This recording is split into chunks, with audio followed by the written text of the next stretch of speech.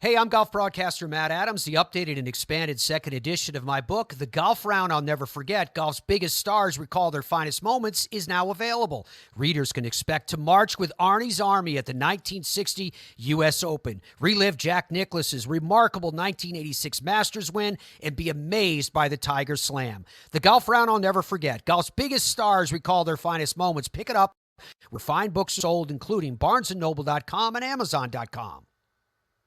This podcast is part of the Sports History Network, your headquarters for the yesteryear of your favorite sport. You can learn more at sportshistorynetwork.com.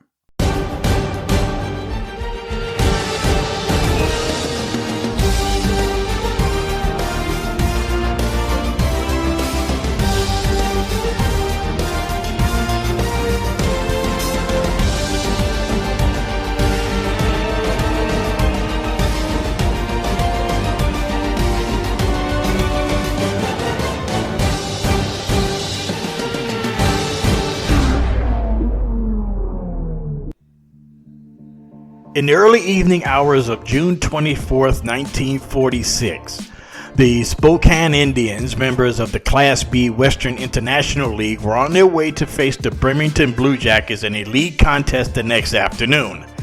The Indians were in the midst of a pennant race and were looking to maintain their winning ways, especially after a come-from-behind win the night before against the league-leading Salem Senators. Yet on the way to the small town of Bremerton, Washington, tragedy struck. In an attempt to avoid a car that swerved into their lane high on a small highway in the Cascade Mountains, the bus the Spokane Indians were traveling went down an embankment into a deep ravine and burst into flames. 9 members of the Spokane Indians baseball team were killed, making it one of the worst sports tragedies in American history. Hello once again, I'm Dana Augusta, your host of the Historically Speaking Sports Podcast, the sports history podcast you didn't know you needed, as we give you the best of sports from back in the day.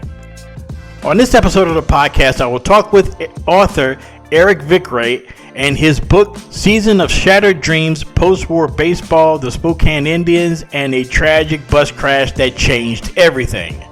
I will discuss with him the story of what happened on that fateful day almost a year after the end of World War II, and the days and weeks after the tragedy, and what inspired him to write this story. Later in the show, we will send a shout out to one of the most colorful and enduring baseball teams over the last 50 years. They're remembered as a team that was led by a veteran, power-hitting first baseman, a very dependable and dominant relief pitcher, and pulled off one of the greatest comebacks in World Series history. But more than anything else, during the height of disco, they are best remembered for having one of the most famous theme songs in sports history.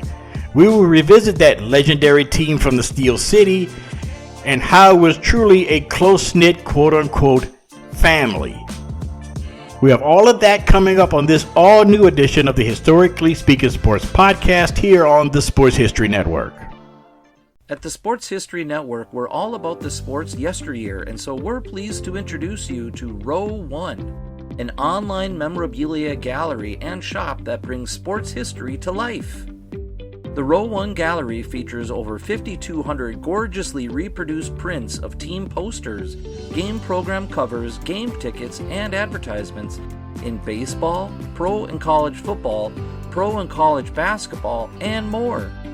Any gallery item may be printed in a variety of sizes on wood, metal, canvas, acrylic, or poster paper. It's your choice. In the Row 1 shop, you can pick from thousands of unique items that feature retro and historical backgrounds dating back to 1876. We have everything from clothing to phone cases to mugs, even shower curtains. Go to sportshistorynetwork.com/Row1 for access to the full Row 1 catalog. When you buy from the gallery today, you can instantly save 15% on your purchase. All you have to do is enter the code SHN15 and your discount will be applied. That's SHN15.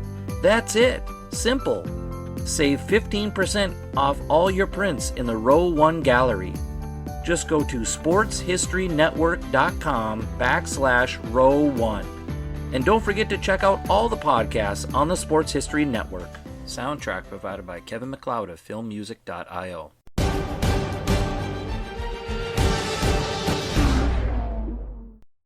And we're back. You're listening to the Historically Speaking Sports podcast here on the Sports History Network. June 24th, 1946, a team on their way to take on the Bremerton Blue Jackets, a team by the name of the Spokane Indians. They're on their way to take on this team where, unfortunately, the bus they were traveling in veered off of an embankment and crashed in the valley in the Cascade Mountains of Washington. A total of 9 players were killed in the accident. This new book, called The Season of Shattered Dreams, Postwar Baseball, the Spokane Indians, and the Tragic Bus Crash That Changed Everything, written by Eric Vickrey, and he's here with us on the Historically Speaking Sports podcast. Eric, glad to have you aboard. Thank you for joining us. Hey, Dana, great to be here. Thanks for having me. Now we're going to talk. Now I read the book. The book is tremendous, and the way that you have it put together is very interesting because you follow the members of the 3 fleet players that were members of this team, and you describe what happened and also the lives and the way that most minor league baseball players lived during the time in post-war United States. Tell us a little bit about that life, the way that the baseball players back then, coming back from World War II, were trying to trying to recapture their dreams of playing Major League Baseball. Yeah, this story takes place in 1946. So that was the year after World War II ended. And you had thousands of men who were ball players before the war were now returning, hoping to resume their careers. And as a result of that, there was kind of a influx of players, a lot of crowded spring training camps in 46, and not a lot of places for these guys to play. So some pretty talented players ended up in this Class B league called the Western International League, and the Spokane Indians were one of those teams. And so the Indians were a very talented group of up-and-coming prospects. Even had a couple of guys who had already played in the major leagues for the Brooklyn Dodgers before the war. And so, yeah, this story tells, the book tells the story of this team, and also kind of touches on what minor league baseball was like in that era and in that year specifically. Very, like you said, very, very interesting story. What inspired you to write this story in the first place? What were some of the things that just caught your attention about this and say, hey, I got to write a story about this? Yeah, well, I think the first thing that kind of struck me was that really, I've been a lifelong baseball fan for 40 plus years and had never heard of this story until just a few years ago. I kind of stumbled across it while doing some research on an unrelated topic. And I just kind of stuck in the back of my mind that, gosh, there's this horrific accident that, killed a lot of talented up and coming ball players that has kind of been lost over time. So I started to do a little bit of research online and couldn't really find a whole lot about it. And it just kind of, that idea stuck that, maybe there's a bigger story there. And the more I researched, the more I realized that, there's so many layers to this story that it would probably make a good project of some sort. So I started researching it, and then ultimately led to the book. Now, refreshers, the guys that, like myself, like before you and I got in contact, I never heard of this. Just like you, I never heard about this. I've been, again, a longtime baseball fan myself. I had never heard of this story, but it was the way that you captured it. It captures, again, the life of the Major League ball player that was coming from the war and trying to relive, trying to recapture the dream, and trying to get back on track about playing baseball. And talk about the team itself, and talk about the days that led up to the infamous crash. Sure. So the team, like I said, was a very talented group. They had the youngest player on the team was an 18-year-old named Vic Pichetti, who was from San Francisco. He was, by all accounts, the best prospect on the team. Was a rising star and a surefire future major leaguer. You had several guys who were kind of in their early to mid 20s who were also on their way up. most of whom had just served in the war. Some, like Jack Lorkey, had served in the Battle of the Bulge. And then you had a couple guys who were in their early 30s, guys like Ben Garrity and Chris Hartje, who had played for the Dodgers. So a pretty talented group ranging 18 to 33. And this team was competing for the league championship that year. Certainly had their sights on a pennant. Had just come off a kind of a thrilling victory on June 23rd, the day before the crash occurred. 16 players from the team boarded the bus on the morning of June 24th, as you mentioned, for their next series in Bremerton, Washington, which is across the Puget Sound from Seattle. 2 players actually drove separately in their own convertible, but the other 16 players boarded the bus, and then it was about halfway to Bremerton that this horrific accident occurred. Now you had they were on their way to take on Bremerton, and the bus goes off the cliff. 9 players were killed in the crash, but one of them survived and was able to go up the hill and try to flag motorists down. Tell us about that story, and who was that? Yeah, so that was Ben Garrity was one of the players. There were actually 6 players who did survive. Ben was the one who kind of was able to make his way up to the road, flagged down some motorists who were kind of the first on the scene to help out. Ben suffered a broken kneecap and a head injury. A few other players who survived also sustained pretty severe injuries. One guy had a broken spine. Several had severe burns. But Ben, survived the crash, got help, ultimately became the team's manager the following year after he had recovered from his injuries, and then went on to have a long time managerial career in the minor leagues. And ultimately, his dream was to manage in the major leagues. But unfortunately, the kind of painful memories of surviving this crash, in order to sort of reach his goal of managing in the majors, he had to continue bus travel. And that was, kind of traumatic for him. He coped with that by drinking alcohol, which kind of led to some health complications, and ultimately is probably what kept him from managing in the major leagues. But Ben had a pretty extraordinary life, so he's one of the players I focus on in the book. Another one of the players that you focus on in the book is nicknamed Lucky, and that is very fortuitous for him, not only on one occasion, but 2 occasions. Talk about that.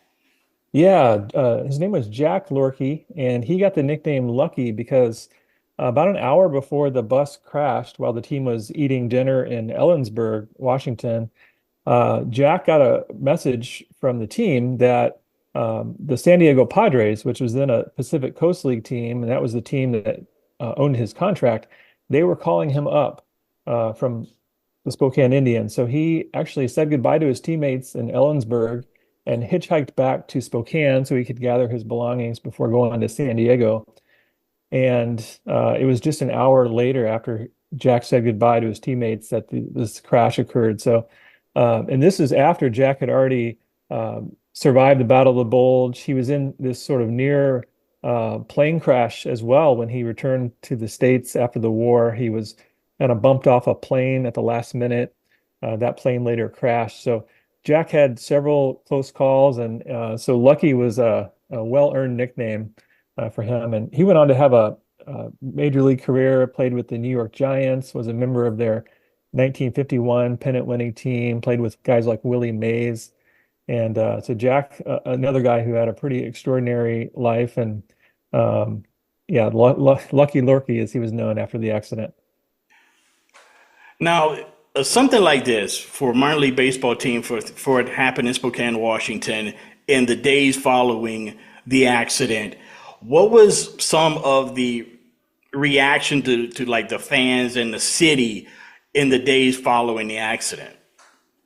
Yeah, this was really a catastrophic accident, obviously for everybody involved, and also the city of Spokane, because in that era, minor league baseball was a pretty big part of the community.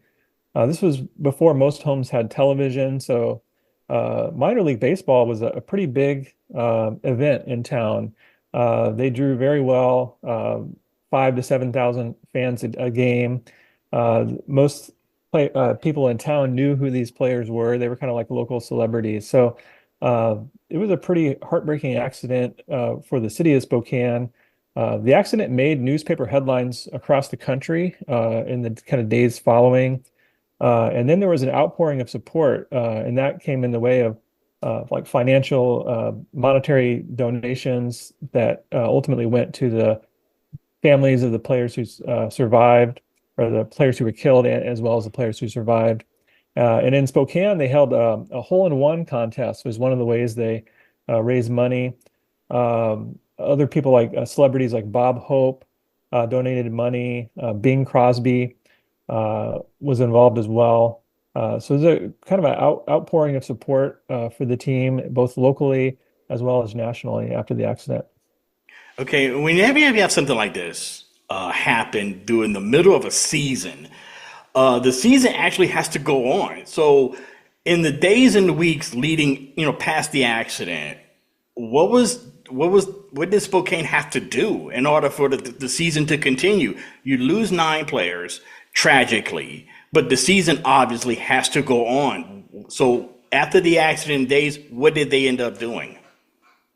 Yeah, so the league was there were 7 other teams in the league, and obviously those teams want to continue on. And the Spokane Indians owner, a guy named Sam Collins, this was kind of his business, so he ultimately wanted to get the team up and going again, just for his own business purposes. But there were only 2 able-bodied players after the accident, the 2 guys who drove separately in their convertible. Jack Lorkey was gone. He had been called up to the Padres. The other players who survived the crash were too injured to play. So they kind of just picked up guys kind of off the scrap heap, semi-pro players who really weren't good enough to play in the minor leagues, or players that had been released by other organizations. And so they kind of gathered this hodgepodge of players, and just a week after the accident actually started playing games again. But the team obviously had a lot less talent, and ultimately were 30 games under 500 after the accident, and finished in 7th place out of 8 teams at the end of the year. I mean, when something like that happens, and while I was reading this, I know it's 2 separate sports and everything. I would call back to what happened in Marshall, the Marshall University plane crash in the early 1970s. It's sort of like that, but they actually made a movie about it and stuff like that. What were some things in this while you were researching this that just really caught your attention, and was the one thing that really wow, I did not know that, or anything about it that just totally caught you off guard and surprised you? Mm-hmm. Yeah, you mentioned the Marshall accident, and there have been other accidents similar to that, like in the college ranks. The University of Evansville had a plane crash. There have been there was a youth hockey team in Canada. In Canada, it happened a few years ago.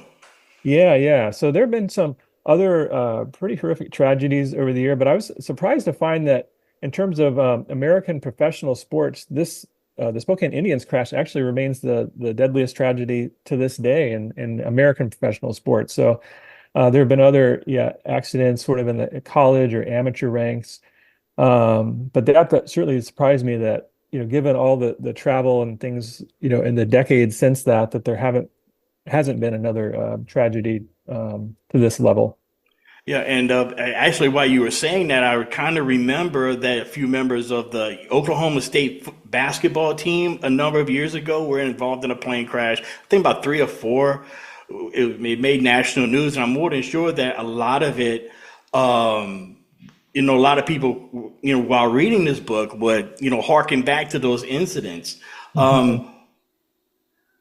I'm more than sure that over the course of your research, you've interviewed a lot of people and stuff like that in regards to this book. Who are some of the people that you've talked to in relation to the players and stuff that were part of this, who actually was able to sit down and, tell you about these stories.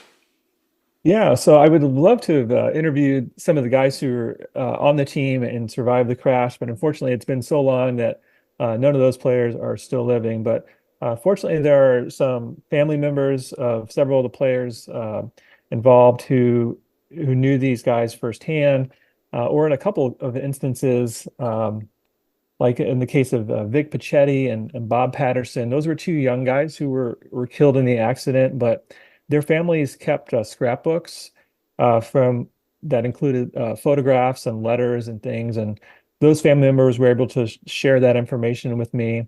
In other cases, like in the case of Jack Lorkey, I spoke to several members of his family who provided some stories about him. For Ben Garrity, I talked to several minor league players who he managed back in the 1950s and early 60s. Guys like Tommy John and Howie Bedell, or a couple of guys I talked to who shared some stories about Ben Garrity. So, yeah, my research took me in a lot of different directions as I just tried to learn a little bit about each person involved in the story. Okay. And are there any other projects that you kind of may be working on in the future? It's sort of similar to this one. Yeah, so baseball is definitely my passion and my interest. I enjoy reading and researching and digging into the history of the game. So I wrote one other book called Runnin' Redbirds, which is about the 1982 St. Louis Cardinals. That's kind of the era I grew up watching baseball and my first favorite team. So my next book is actually I just started doing some interviews and research about the late 1960s Los Angeles Dodgers drafts. And ultimately, these players played in Spokane, actually, in 1970 Wow. for the Spokane Indians. They were considered to be the best minor league team of all time. They were managed by Tommy Lasorda and had guys like Steve Garvey and Charlie Huff, Bill Buckner, Bobby Valentine. It's a very talented group that ultimately went on to win several World Series with the Dodgers. So looking forward to digging in my next project. Okay, and I'm going to get you out of here on this. Okay, when writing a book sort of like this and doing the research and stuff, which you really enjoy doing, I'm more than sure because I enjoy doing research whenever I do this podcast. It's something of a labor of love for me, I guess you could say. What was some kind of feedback that you got after the book was written and people started to read it and things of that nature? What was some of the feedback that you got? Yeah, I think that across the board, I've heard from a lot of diehard baseball fans, sports fans, like yourself, and who all tell me, I never really heard about this story, or I maybe had heard about it but really didn't know the details about it. So that's something that I was really hoping to do with the book, is kind of just bring this story, which has been forgotten over time, to light, and kind of honor the memories of the players involved, because ultimately these were guys who had major league aspirations, a lot of whom had just served in the war, had put their lives on the line, and we're just kind of just getting back to normal and trying to live out their dreams of becoming major league players when this accident occurred. So just being able to honor their memory was my goal with the book, and I've gotten some really good feedback about people who just kind of enjoy the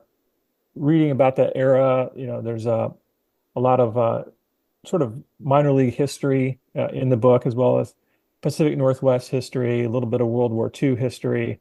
So I think if you're a history buff or just a baseball fan, I think you'll enjoy the book. Well, I tell you what, Eric, I really did enjoy the book.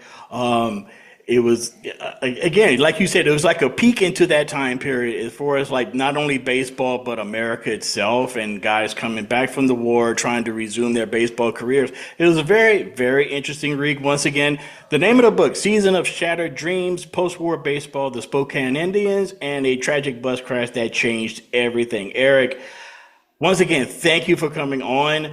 I really appreciate talking with you, and I hope to talk to you again soon. All right. Likewise, Dana, I really appreciate the time.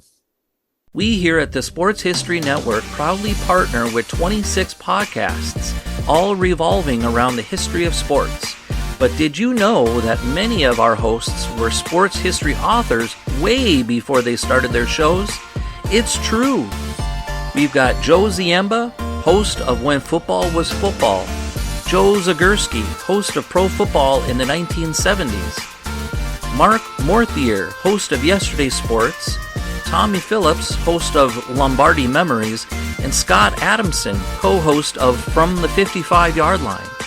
All these authors have many books for you to choose from. To check them out, go to our website at sportshistorynetwork.com/sportshistorybooks. Pick up your copy today. Soundtrack provided by Kevin MacLeod of filmmusic.io.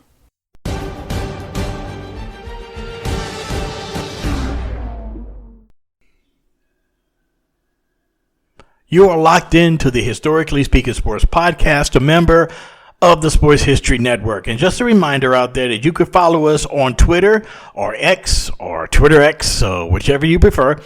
You can follow us here at Historically SP2, and you could also write the show with possible show ideas, or if you just want to say hello, drop us a line or two, whatever. You can write to us at historically.speaking.sports@gmail.com. Once again, that email address is historically.speaking.sports@gmail.com. And also, you could do us a huge favor here at the network and check out some other shows here on the network. Like, for instance, the Football is Family podcast hosted by my brother from another mother, Jeremy McFarland. As you all know, football season is rapidly approaching within the next couple of weeks, and please stay tuned for our football preview coming up within the next few weeks. And speaking of Jeremy's show, Football is Family, I've been on the show a couple of times, talking about, of course, how the sport of football was an integral part of my family, especially between me and my late grandfather. So it's a very cool show that you should check out. Once again, it's the Football is Family podcast hosted by my good friend Jeremy McFarland. And now back to the show. To close out this episode, I would like to send a shout out to one of the most memorable baseball teams to win the World Series over the last 50 years. Now, there are teams that transcends into popular culture. There are the 27 Yankees, that is known as Murderers Row. And of course, you have the Boys of Summer, which was a moniker given to the Brooklyn Dodgers of the 1950s. Later in the 1960s, you had the New York Mets, who for most of their history up to that point were known for terrible teams and plays that were reserved for the blooper reel.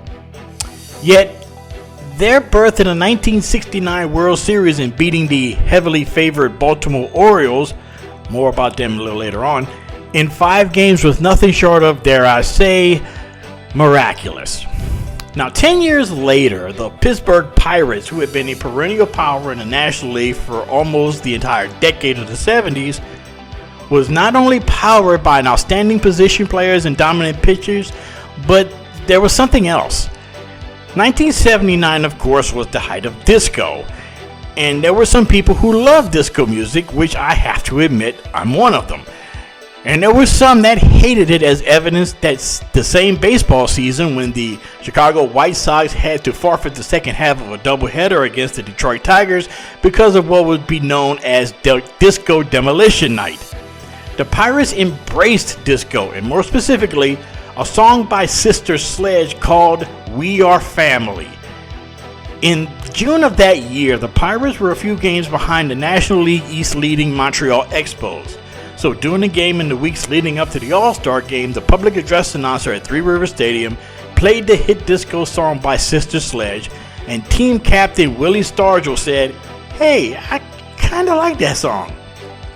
And from there, We Are Family became not just a disco hit by a female vocal group from Philadelphia, but it became the rallying cry for a team that looked at themselves as, of course, a close, tight-knit family.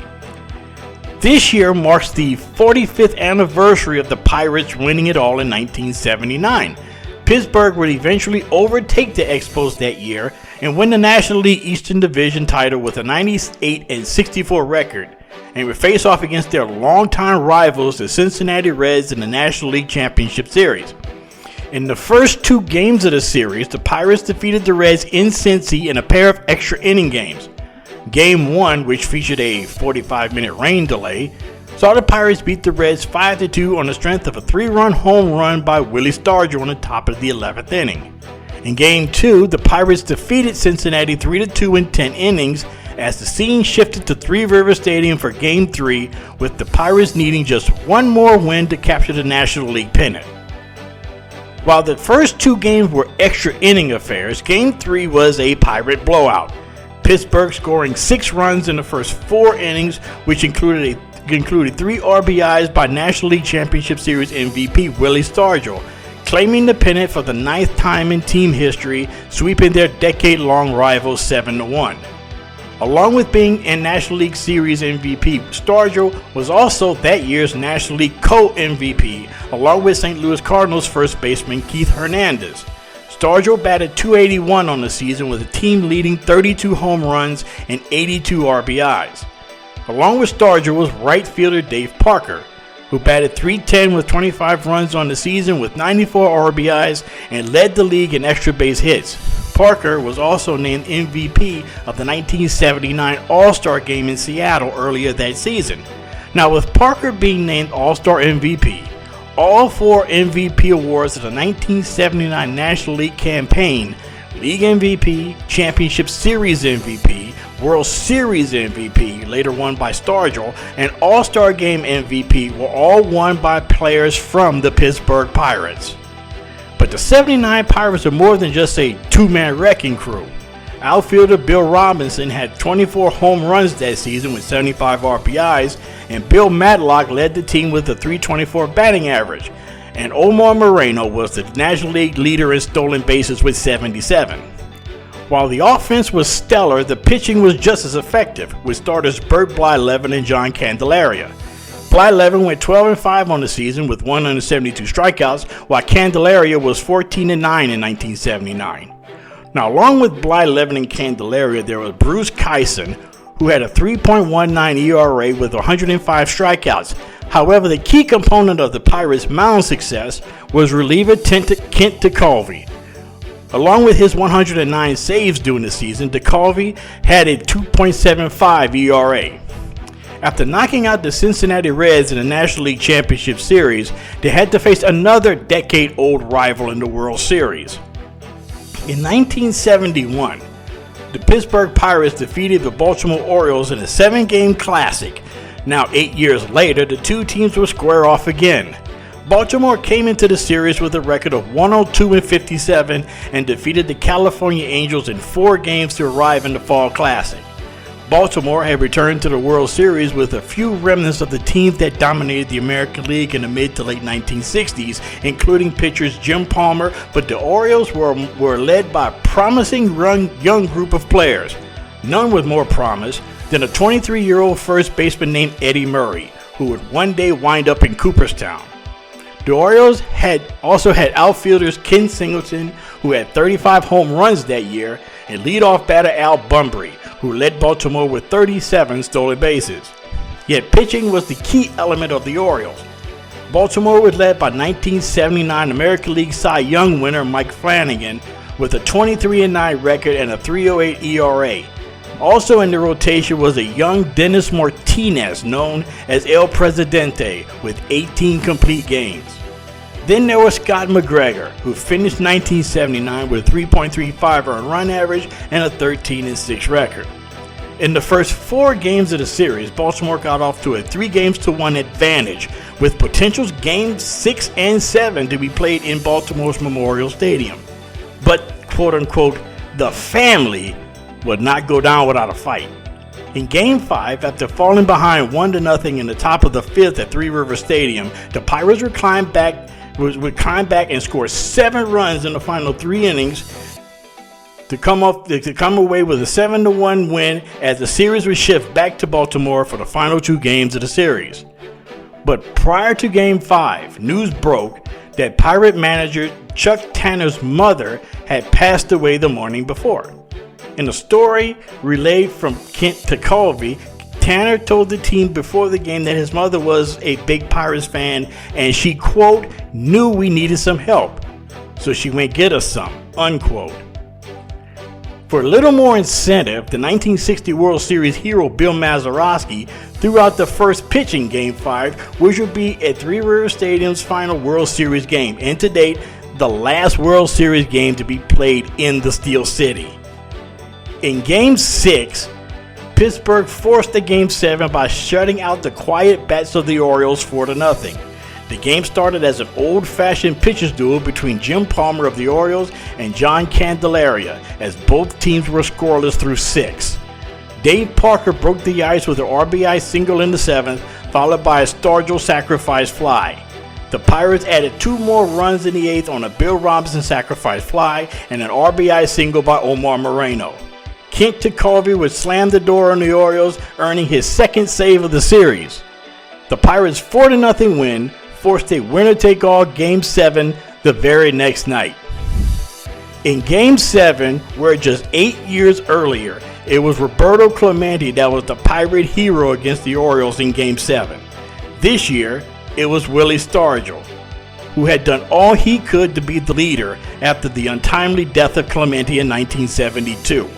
Stargell went 4 for 5 with a single, 2 doubles, and a series-clinching home run in the 6th off of Scott McGregor, powering the Pirates to a 4-1 series win. With We Are Family playing in the background, the Pirates rallied from 3-1 to win the series. This is still the last World Championship won by the Pirates, and though the team still lives on in the hearts and minds of Pirates fans across the country, their improbable win proved that baseball could truly be a family affair.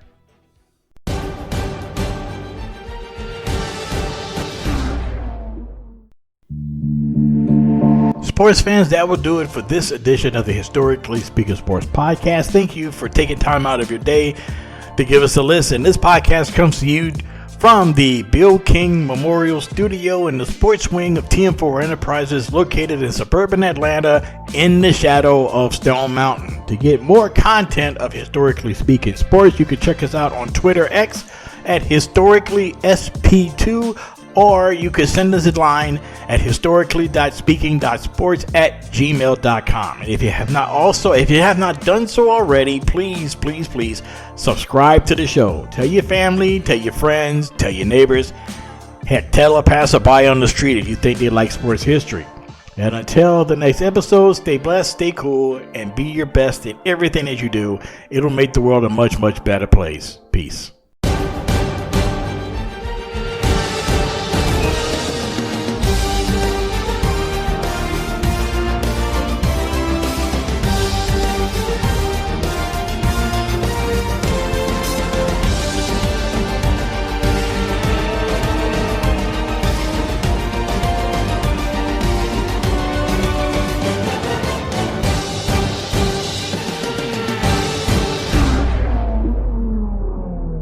Hey there, sports history fan. This is Arnie Chapman, aka the Football History Dude, and I hope that you enjoyed this recent episode presented by the Sports History Network and were able to learn some good old-fashioned sports history knowledge nuggets. I started the Sports History Network back in 2020 with the mission to help podcasters find a community of like-minded sports history nerds, as well as helping aspiring podcasters to start their own shows. We have a little bit over 30 shows on the network right now covering all sorts of sports history, but as far as I'm concerned, we're just at the toothpick in the ocean moment, that can't even figure it out because there's so much more coming. We wanted to create the ultimate headquarters for sports yesteryear, starting with Podcast Network and our website, but we're going to continue to move into other mediums as well. And here's the cool part, because we want you to be part of our team. So if you're interested in starting your own podcast, or maybe being a guest on one of our shows, or who knows, maybe even writing an article for us over on the website. Seriously, all you gotta do is reach out to us on the contact page over at sportshistorynetwork.com. You can be as technologically savvy as a Neanderthal tapping on a stone trying to figure out this whole hieroglyphics thing back in the day. Again, it doesn't matter, because even if you don't understand the whole podcast space, we have a production team that can pretty much help you out with doing everything. All you gotta do, head over to sportshistorynetwork.com, head to the contact page, fill it out. that message goes right to me, and I'll reach out to you as soon as I can. But for now, dude, I'm through if you're through.